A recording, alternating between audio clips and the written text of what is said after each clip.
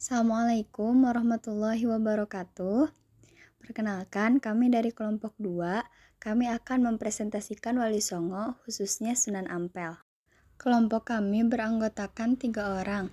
Yang pertama ada Anggita, Citra, dan Yuke. Pada presentasi kali ini, kami akan menjelaskan tentang biografi Sunan Ampel, dari mulai perjalanan hidup sampai dengan metode dakwah Sunan Ampel. Yuk simak baik-baik penjelasan dari kelompok kami mengenai Sunan Ampel. Yang pertama adalah perjalanan hidup Sunan Ampel. Sunan Ampel atau Raden Rahmat adalah salah satu anggota dari 9 wali atau lebih banyak dikenal sebagai Wali Songo. Wali Songo sendiri adalah beberapa orang yang melakukan penyebaran ajaran agama Islam di wilayah di Tanah Jawa. Beberapa kalangan juga memiliki pendapat jika Sunan Ampel adalah bapak dari para wali. Hal ini tak lain karena Sunan Ampel mampu melahirkan para pendakwah nomor 1 di wilayah Tanah Jawa. Raden Rahmat merupakan nama asli dari Sunan Ampel, sedangkan untuk istilah Sunan sendiri adalah suatu gelar kewalian yang dimilikinya. Lalu, nama Ampel atau Ampel Denta lebih merujuk ke tempat di mana beliau tinggal, yaitu sebuah wilayah bernama Ampel yang saat ini berada di sebelah utara kota Surabaya, Jawa Timur. Diperkirakan, Sunan Ampel lahir pada tahun 1401 Masehi di Campa. Perlu diketahui juga jika para sejarawan sulit untuk menentukan di mana wilayah Campa.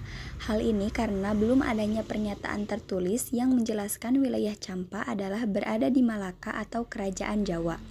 Namun, ada juga yang yakin jika Campa adalah kata lain dari Jempa dalam bahasa Aceh. Oleh karena itu, Campa berada di wilayah Kerajaan Aceh. Sunan Ampel memiliki ayah bernama Sunan Maulana Malik Ibrahim. Sunan Maulana Malik Ibrahim sendiri memiliki nama lain sebagai Sunan Gresik yang juga masih keturunan dari Syekh Jamaluddin Jumadil Kubro. Syekh Jamaluddin Jumadil Kubro adalah seorang ahlu sunnah bermadhab Syafi'i. Selama perjalanan hidupnya, Sunan Ampel memiliki 2 istri, yaitu Dewi Karimah dan Dewi Chandrawati. Ketika bersama dengan istri pertamanya Dewi Karimah, Sunan Ampel memiliki 2 orang anak, yaitu Dwi Murtasih yang juga menjadi istri dari Raden Fatah.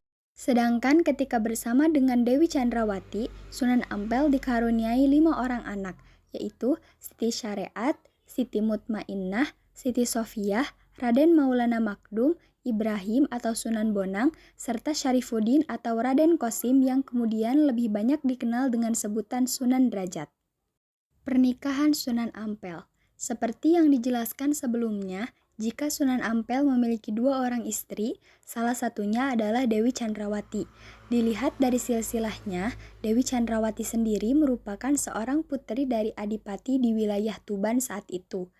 Ketika bersama dengan Dewi Chandrawati, Sunan Ampel memiliki beberapa putra dan putri. Salah satunya yang juga menjadi penerus dari Sunan Ampel adalah Sunan Bonang dan Sunan Derajat. Ketika Kesultanan Demak hendak didirikan, Sunan Ampel juga turut andil dalam proses lahirnya kerajaan Islam pertama di tanah Pulau Jawa. Lalu, Sunan Ampel juga menunjuk seorang murid dari beliau yaitu Raden Patah sebagai Sultan Demak pada tahun 1475 Masehi. Perlu diketahui jika Raden Patah sendiri adalah putra dari Prabu Brawijaya V, seorang raja dari Majapahit.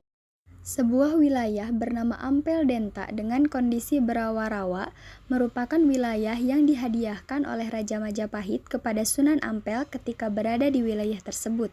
Sunan Ampel mendirikan dan mengembangkan pondok pesantren. Pada awalnya, Sunan Ampel mengajak masyarakat di wilayah tersebut berlanjut hingga abad ke-15. Pesantren yang didirikan oleh Sunan Ampel berhasil menjadi pusat pendidikan yang begitu memberikan pengaruh pada wilayah Nusantara, bahkan hingga ke mancanegara. Di antara semua santrinya, ada beberapa santri yang mungkin banyak kita kenal saat ini adalah Sunan Giri dan Raden Fatah, di mana para santri tersebut ditugaskan untuk melakukan dakwah ke berbagai macam pelosok wilayah Jawa dan Madura. Meski Sunan Ampel menganut fikih madhab Hanafi, akan tetapi kepada para santrinya, beliau memberikan pembelajaran yang begitu sederhana, khususnya pada penanaman akidah serta ibadah.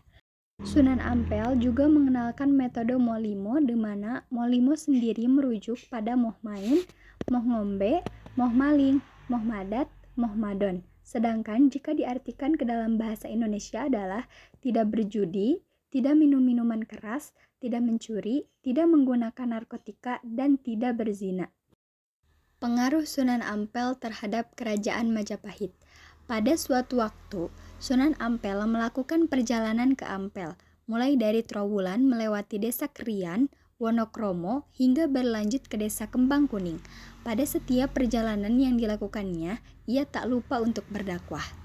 Bahkan, Sunan Ampel juga membagi-bagikan kipas yang terbuat dari akar tumbuhan kepada penduduk sekitar. Agar bisa mendapatkan kipas tersebut, masyarakat hanya perlu mengucapkan syahadat. Dan sejak itu, hingga berjalannya waktu, pengikut dari Sunan Ampel mulai bertambah banyak. Sebelum beliau tiba di wilayah Ampel, Sunan Ampel juga membangun langgar atau musola sederhana di wilayah Kembang Kuning. Meskipun Raja Majapahit pada masa itu menolak untuk memeluk agama Islam, namun Sunan Ampel mendapatkan kebebasan dalam memberikan pembelajaran tentang agama Islam bagi masyarakat Majapahit, asalkan tidak memberikan pakaian apapun. Dalam perjalanan hidupnya, Sunan Ampel juga memberikan pengaruh cukup kuat di kerajaan Majapahit. Ketika berada di Majapahit, Sunan Ampel menikah dengan Nyai Manila, seorang putri Tumanggung Arya Teja, Bupati Tuban. Sejak saat itu, gelar pangeran dan raden melekat pada nama depan dari Sunan Ampel. Bahkan, Sunan Ampel juga diperlakukan layaknya keluarga kerajaan Majapahit, serta semakin disegani oleh setiap orang di wilayah tersebut. Wilayah Kembang Kuning hanya berjarak sekitar 8 km dari daerah Ampel. Langgar tersebut selanjutnya berkembang menjadi besar, megah, hingga mampu bertahan sampai saat ini.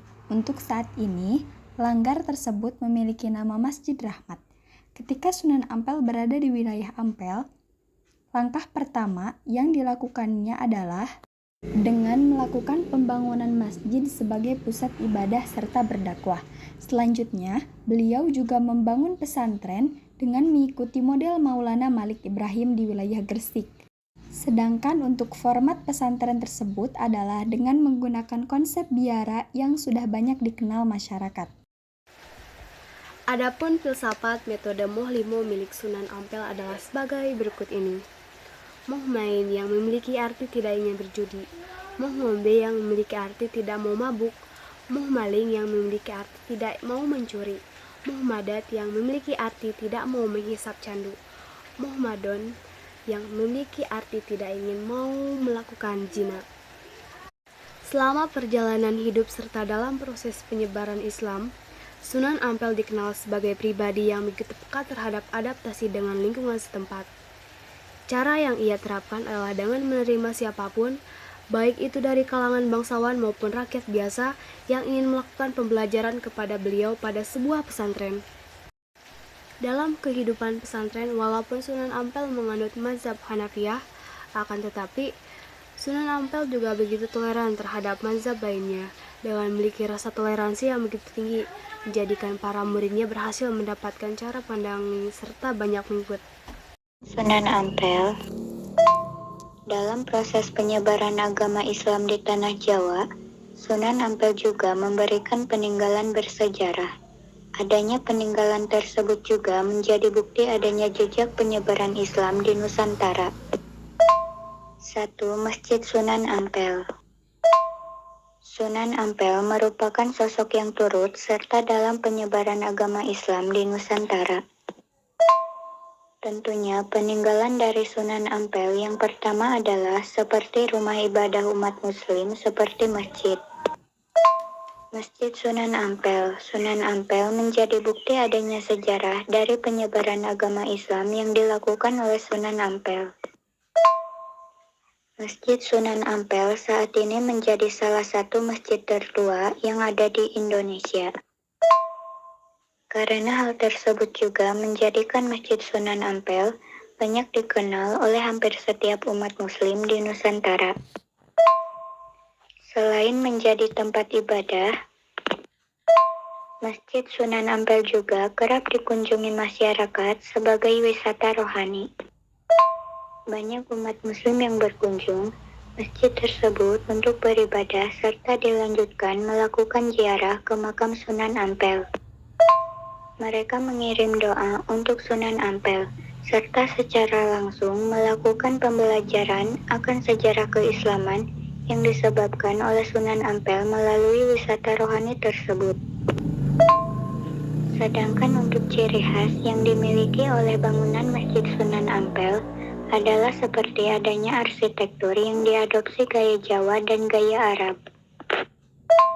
Selain itu, ada juga sentuhan Hindu-Buddha yang bisa dilihat dari arsitektur warna keemasan.